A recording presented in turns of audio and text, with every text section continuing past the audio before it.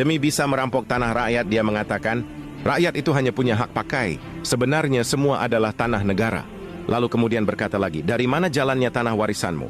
Emangnya mbahmu menciptakan tanah? Okelah, kita berikan pencerahan kepada mereka.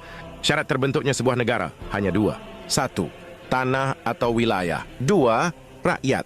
Lantas di mana posisi pemerintah? Pemerintah itu awalnya tidak ada.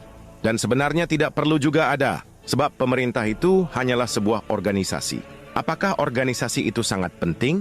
Jawabannya tidak juga. Apakah ketika sebuah organisasi bubar, maka rakyat mati? Jawabannya jelas tidak. Lantas bagaimana tiba-tiba bisa ada organisasi di tengah-tengah rakyat? Jadi ketika rakyat itu semakin banyak, maka mereka bermusyawarah untuk mempermudah kehidupan mereka, maka mereka membutuhkan para pembantu. Maka mereka sepakat membentuk sebuah organisasi dan mereka menggajinya. Itulah asal mula pemerintah. Jadi ibarat negara itu adalah rumah, maka rakyat adalah majikan. Dan pemerintah adalah pembantu alias asisten rumah tangga. Pertanyaannya, apakah pembantu rumah tangga itu perlu? Ya, perlu juga sih. Karena akan mempermudah kehidupan kita. Tapi apakah kita akan mati? Atau tidak akan makan jika pembantu tidak ada? Ya, jelas tidaklah. Kan kita bisa masak sendiri atau beli dari rumah makan. Jadi seperti itulah peranan pemerintah di tengah-tengah rakyat. Nah, masalahnya para pelayan di negara kita ini dari awalnya sudah sangat culas. Jadi mereka sering menyamakan pemerintah sama dengan negara. Disinilah awal mula kesesatannya. Sehingga mereka berpikir, berarti tanah negara adalah tanah pemerintah. Boom, hancur sudah kan? Mereka salah persepsi. Lalu kemudian menggunakan persepsi yang salah itu untuk mengklaim apa yang bukan miliknya. Jadi perlu Anda ketahui pemerintah dan negara itu berbeda.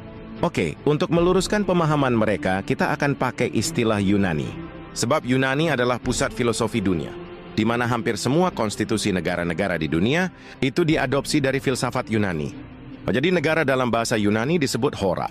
Hora artinya adalah tanah, atau wilayah tempat tinggal manusia alias rakyat, kampung halaman atau negeri. Kemudian rakyat dalam bahasa Yunani disebut demos. Nah, jadi jika Anda menyebutkan kata demokrasi atau negara demokrasi, itu artinya kedaulatan rakyat. Sebab demokrasi berasal dari dua kata, yaitu demos dan kratos. Demos artinya rakyat. Kratos artinya majikan, pemilik, pencipta, tuan, dewa, ataupun Tuhan. Ini sejalan dengan filosofi Latin, yaitu Vox Populi, Vox Dei. Artinya suara rakyat adalah suara Tuhan, atau kehendak rakyat adalah kehendak Tuhan. Jadi ibarat negara adalah rumah, maka rakyat adalah penciptanya. Kemudian pemerintah di dalam bahasa Yunani disebut kivernisi. Artinya pelayan administrasi, ministri, ataupun pembantu rakyat.